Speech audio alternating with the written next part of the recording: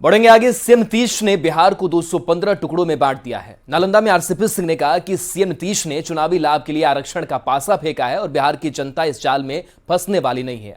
RCP Singh ने CM Nitish के साथ लालू प्रसाद पर भी निशाना साधा।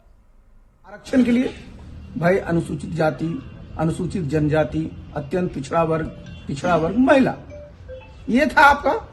और आपने अब क्या किया? 215 समझे टुकड़ों में बिहार को बांट दिया।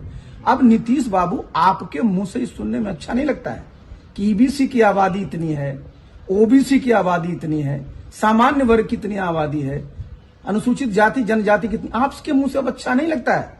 श्रीमान जी, आपको जो भी अब बोलना है ना, आपका फ्रेम 215 जातियों का है तो उसमें बोला करिए ना। आपको तो 215 लोगों को, क्योंकि आपके नेता बड़े बढ़िया से बोलते हैं और आप लोग भी बोलते हैं कि साइंटिफिक डेटा है, इसी के आधार पर मिलना चाहिए, जिनकी जितनी जिनकी आबादी उतनी की भागीदारी। तो कैसे होगा? इसका मतलब आपको तो मॉडल 215 पर करना पड़ेगा। और जरा समझिए क्या समस्या आने जा रही है। अगर मान लीजिए 15 डिप्टी एसपी का पद निकलता है पूरे बिहार में, ये 215 समाज के लोगों को नीतीश बाबू किस प्रकार समायोजित करेंगे? आप ये बताइए, ये बताना पड़ेगा आपको। और आप आरक्षण बढ़ाने की जो बात कर रहे हैं, श्रीमान जी, 33 साल के बाद दोनों भाइयों को याद आया है। 33 साल के बाद आपको याद आया है। यह आरक्षण तो कर्पूरी ठाकुर जी के जमाने का दिया हुआ है। और आप जब जा रहे हैं, आपको पता है, मैंने कहा ना कि अब तो जिस प्रकार का उनका स्वास्थ्य है, अब तो किसी समय क्या, मैं तो मांगा हूं कि 11 बजे कल इस्तीफा देकर जाए। तो ये अब तक क्या हो रहा था?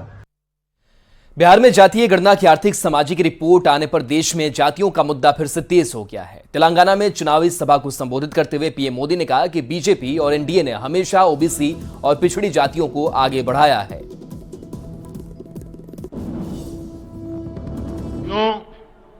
ये एनडीए है, बीजेपी है, जो ओबीसी हितों का सबसे ज्यादा ध्यान रखती है, उन्हें सबसे ज्यादा प्रतिनिधित्व देती है।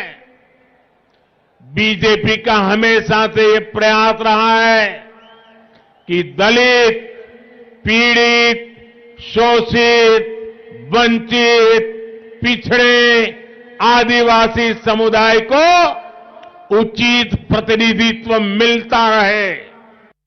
पीएम मोदी ने यह भी कहा कि ओबीसी और दलितों को बीजेपी हमेशा से राजनीति में भी आगे बढ़ाती रही है। बीजेपी ने न सिर्फ दलित समुदाय से आने वाले रामनाथ कोविंद और द्रौपदी मुर्मू को राष्ट्रपति बनाया, बल्कि जनता से पूर्ण बहुमत मिलने के बाद देश को उनके रूप में पहला ओबीसी प्रधानमंत्री भी दिया। बीजेपी को अवसर मिला तो उसने दलित समुदाय से रामनाथ कोविंद जी को राष्ट्रपति बनाया।